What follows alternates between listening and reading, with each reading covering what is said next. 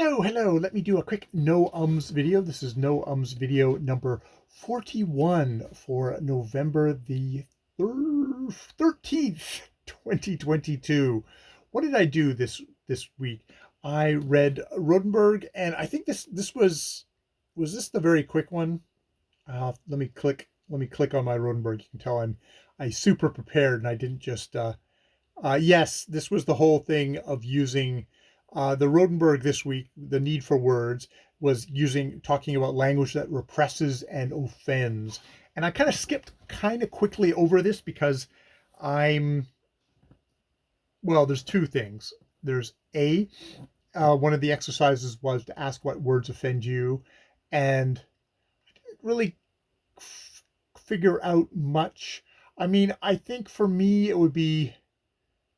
it's like, okay, I'm a dude. So, a lot of stuff where you get a lot of wingers who will demean people who are on the left wing for being effeminate or being not masculine enough in their point of view, because that kind of masculinity is used to control the males. In all the males, you have to do it a certain way. You can't talk about your feelings.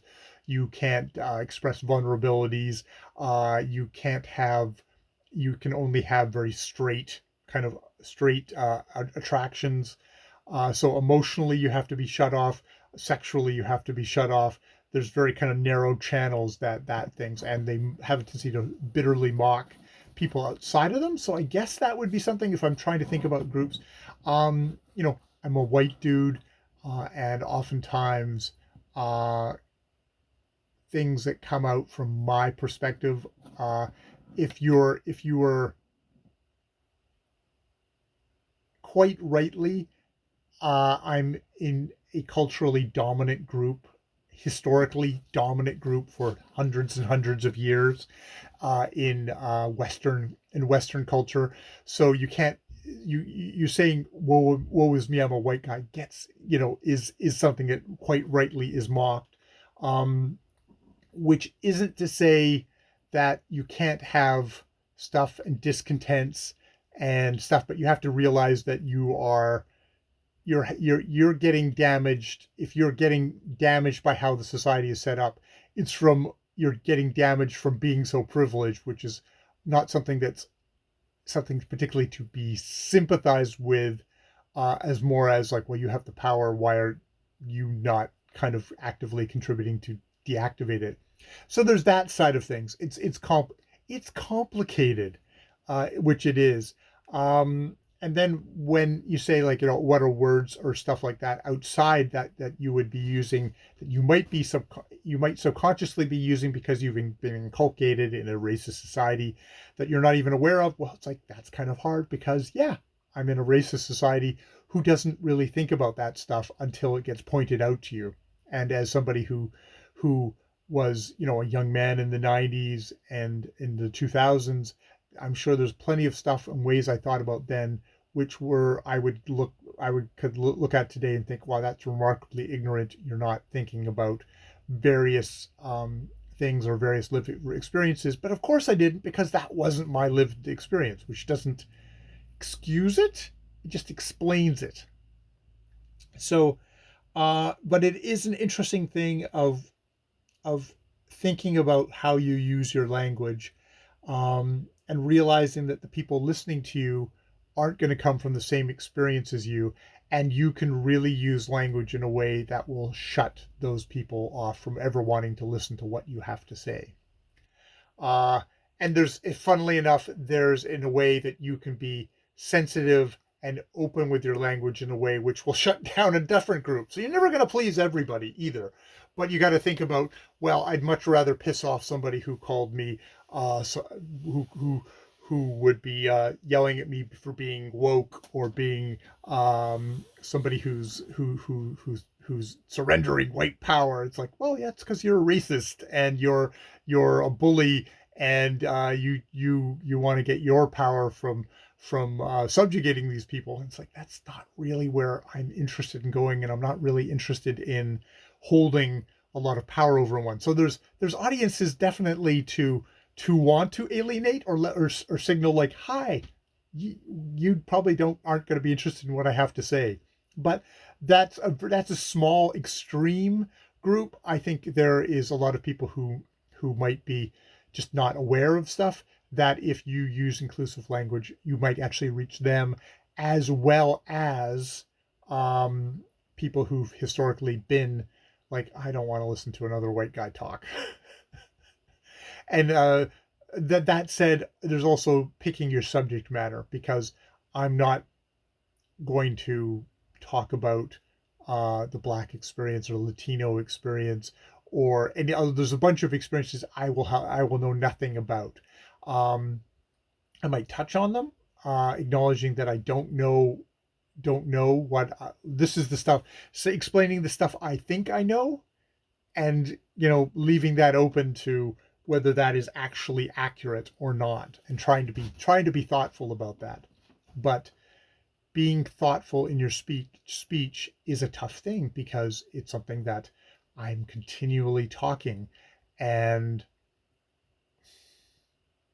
it's another way that it's another muscle to build. Let's put it that way. I think some people complain. I was like, oh, I can't say anything, or it makes it really hard to talk.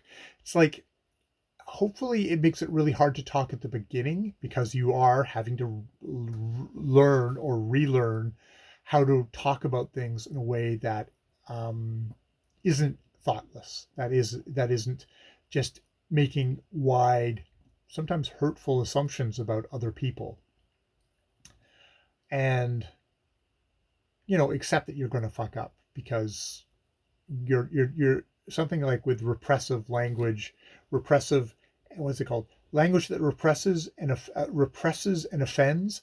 It's like, sad to say, that's probably so built into me. I've got no idea, and all you can do is to try and remain open to that. And when people mention that, maybe that wasn't the greatest way to say something, pay attention.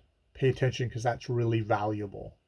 And understand that sometimes when someone points that out, they may not do it in a kind way, because they might be kind of pissed off by what you said. So you can kind of go on the offensive and put up the shields, or you can go, oh, that person sounds like really hurt there.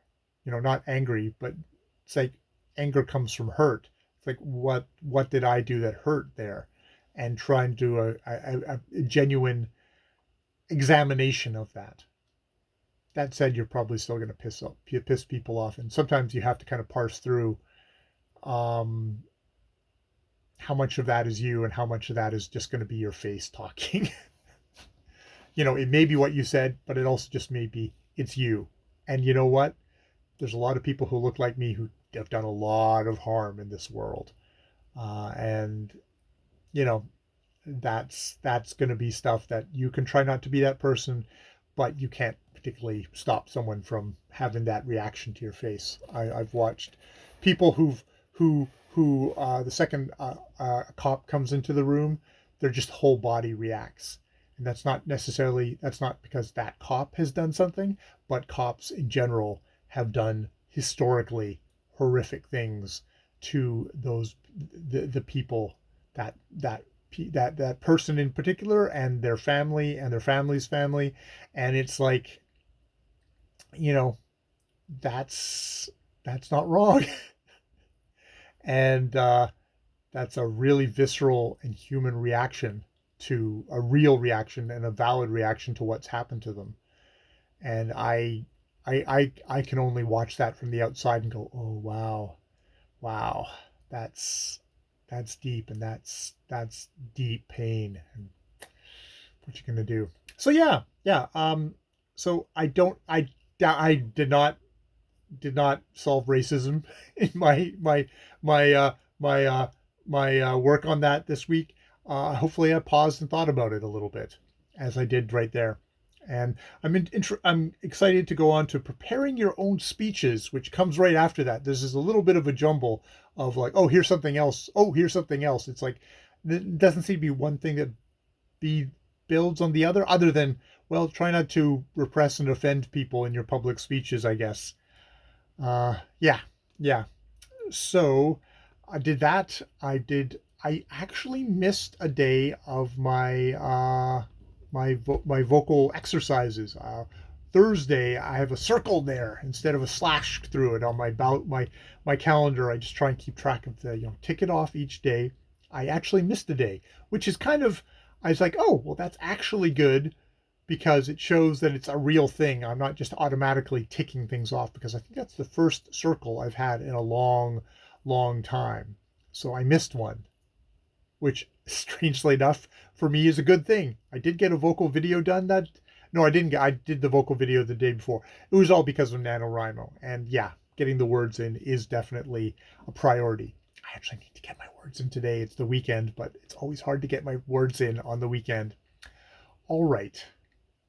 So yeah, looking forward to preparing your own speeches. That might be a multi-week endeavor of trying to work on that. Maybe I can apply it. I'll apply it to my review of Less coming up. That might be not a bad thing, is to read it and do my prep work for Less accordingly. Seeing if Patsy Rudenberg's book, The Need for Words, has some helpful suggestions on how I can get better at doing reviews, because I'm 4+ years into it and I'm still pretty piss poor. All right. Noam's video for number 41. 41 of these things. Have I gotten any better? I have no idea. It's a check-in. It's a check-in each week to try and keep that going. All right. I have been Jay. More videos later. Later.